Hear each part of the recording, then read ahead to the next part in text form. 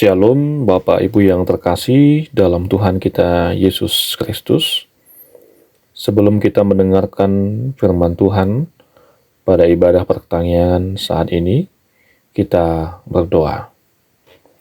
Kasih karunia dari Tuhan kita Yesus Kristus dan damai sejahtera Allah Bapa dan persekutuan Roh Kudus menyertai kita sekalian. Amin. Yang menjadi firman Tuhan dalam ibadah pertanyaan pada hari ini tertulis dalam Mazmur 34 ayat 16 sampai 23. Mazmur 34 ayat 16 sampai 23. Beginilah firman Tuhan. Mata Tuhan tertuju kepada orang-orang benar, dan telinganya kepada teriak mereka minta tolong. Wajah Tuhan menentang orang-orang yang berbuat jahat untuk melenyapkan ingatan kepada mereka dari muka bumi.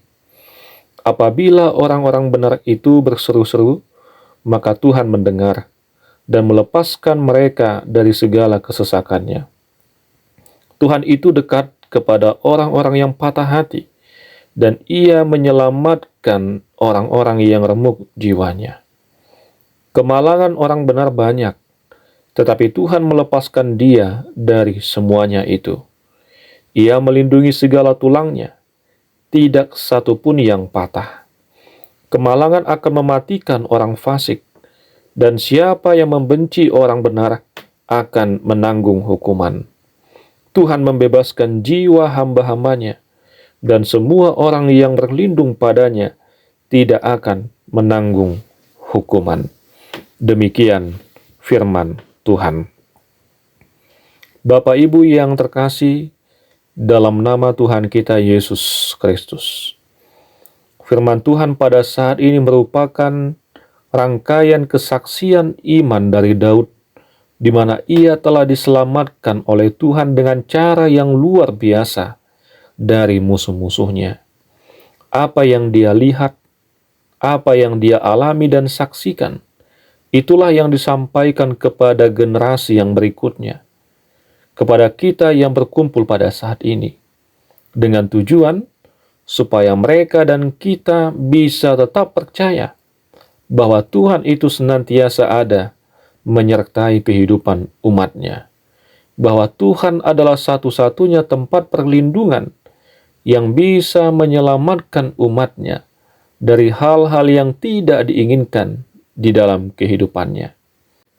Karena kita menyadari bahwa tidak ada tempat yang benar-benar aman, di mana-mana selalu ada bahaya, situasi-situasi sulit yang bisa mengincar dan mengancam kehidupan kita. Bapak Ibu yang terkasih, ada sebuah atau seekor hewan, yaitu pelanduk. Ini adalah sejenis hewan menyusui yang berukuran kecil. Bisa dikatakan tergolong dari keluarga rusa. Tapi ukuran pelanduk dewasa kira-kira sama dengan ukuran kelinci. Hewan ini kecil dan lemah. Bayangkan jika hewan berukuran kecil ini berkeliaran bebas di hutan belantara. Pelanduk akan dengan mudah menjadi santapan hewan-hewan lain yang lebih besar darinya. Burung elang misalnya akan dengan mudah menyambar pelanduk dan memangsanya. Begitu pula dengan ular dan hewan-hewan buas lainnya. Lalu bagaimana pelanduk mampu melindungi dirinya? Ternyata pelanduk cukup bijaksana untuk membuat rumahnya di bukit batu. Pelanduk melindungi dirinya dengan cara berlindung di balik bebatuan. Jika tidak demikian, rasanya mustahil bagi pelanduk untuk dapat bertahan hidup. Alkitab Perjanjian Lama pun menyebutkan bahwa gunung tinggi dan bukit batu adalah tempat perlindungan bagi pelanduk. Bisa kita lihat di dalam Psalmen 104 ayat 18. Tidak jauh berbeda dengan pelanduk.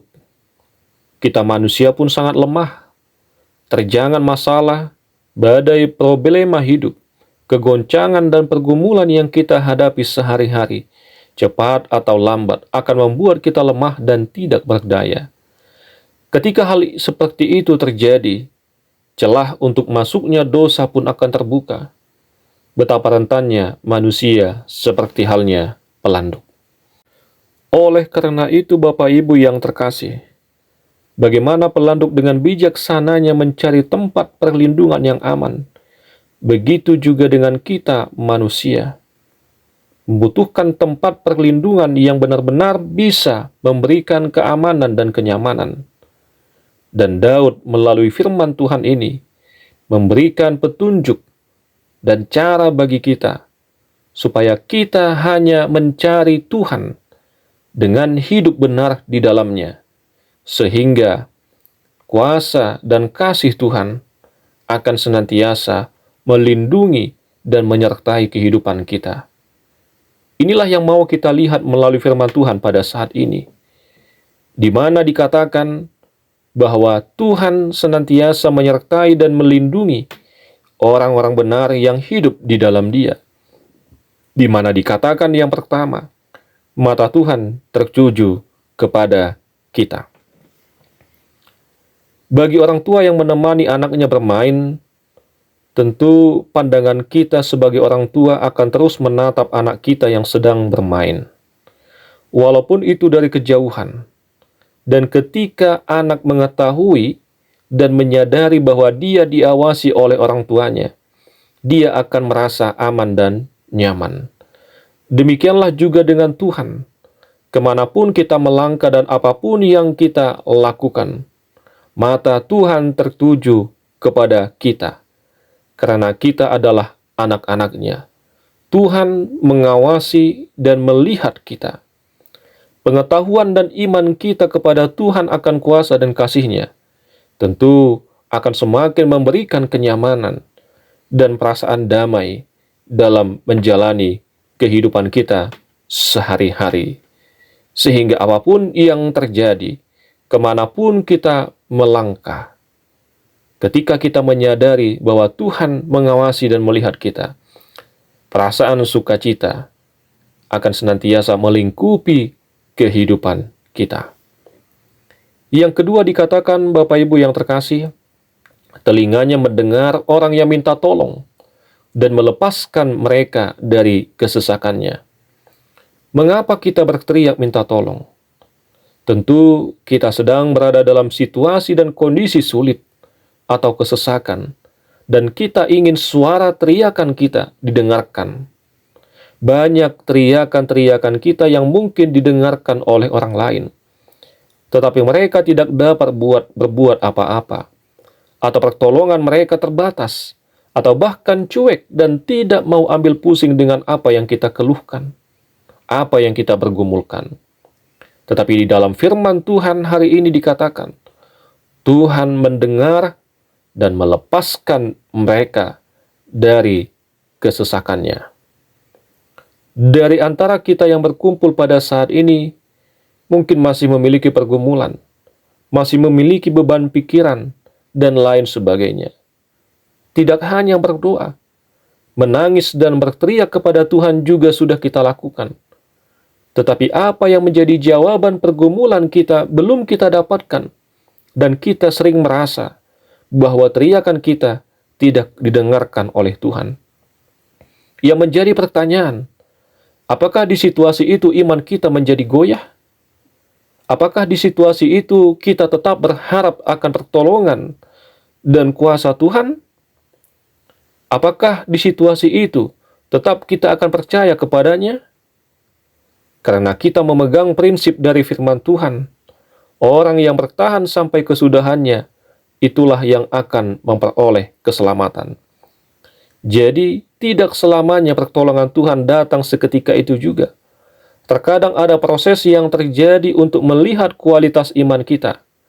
Sering sekali Allah menunda mukjizat karena ada kesombongan, ego, kekerasan hati yang perlu dibersihkan dari kita, sehingga kita dapat percaya sungguh-sungguh kepadanya.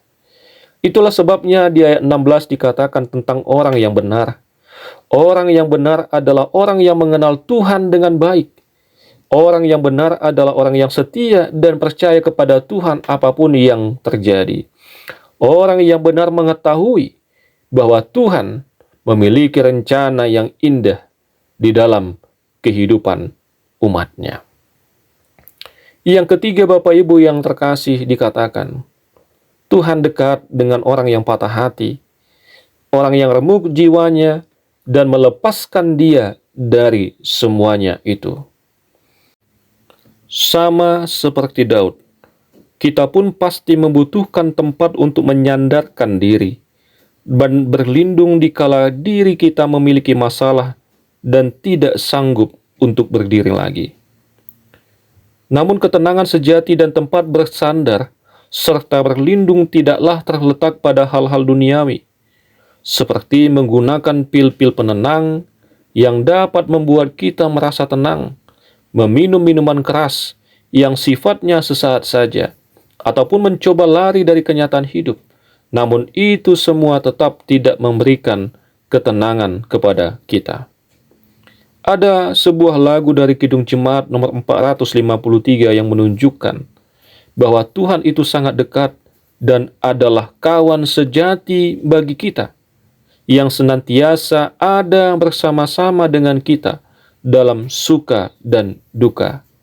Dia adalah sosok yang tidak akan pernah meninggalkan kita, apapun yang terjadi, apapun situasi kehidupan kita. Begitu juga yang keempat, Bapak Ibu yang terkasih, dikatakan Tuhan akan membebaskan jiwa hamba-hambanya. Hanya Tuhanlah satu-satunya. Tidak ada alternatif yang lain.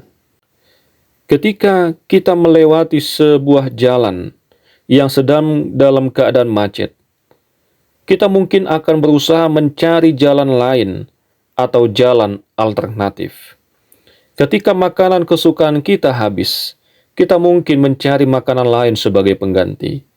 Jika opsi yang satu gagal, maka kita akan memiliki opsi yang lain. Kehidupan menawarkan banyak pilihan atau alternatif.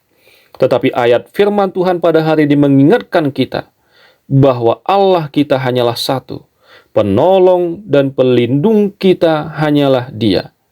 Sebab itu tidak bisa diganti dengan yang lain, dengan berhala, patung dari besi atau kayu, atau bertuhankan, atau menyandarkan hidup dan masa depan kepada kuasa, jabatan, uang, atau harta, atau benda apapun, dalam kondisi apapun.